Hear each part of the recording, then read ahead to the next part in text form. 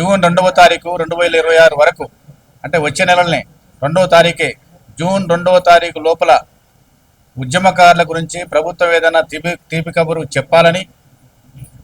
చెప్తుందని ఆశిస్తున్నాం.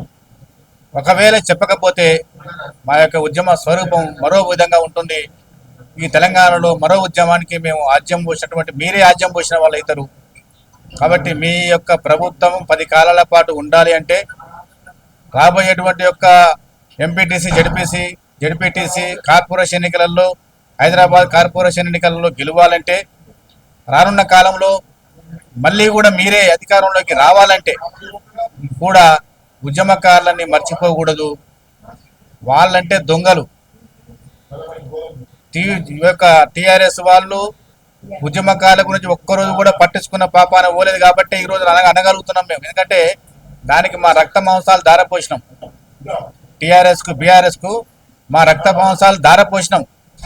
మా వయసు అయిపోయింది, మా ఆర్థికంగా క్షీణించినాం, ఆరోగ్యంగా క్షీణించినాం, అన్ని రకాలుగా నష్టపోయినాం. కాబట్టి కష్టాల పాలైనాం. మీరు ఏరో ఒక్కరోజు కూడా మా ఉద్యమకారుల గురించి ఊసెత్తలేదు, మాటెత్తలేదు, తీయలేదు. కనీసం మీరైనా కాంగ్రెస్ పార్టీ మీద మాకు కొంతవరకు అభిమానం ఉన్నది.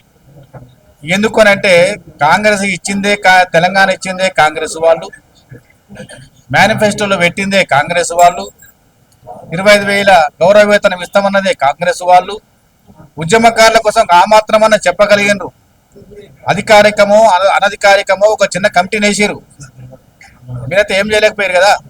కాబట్టి మాకు ఇంకా నమ్మకం ఉన్నది. జూన్ 2వ తారీఖు లోపల ఈ కమిటీల పేరు మీద కాలయాపన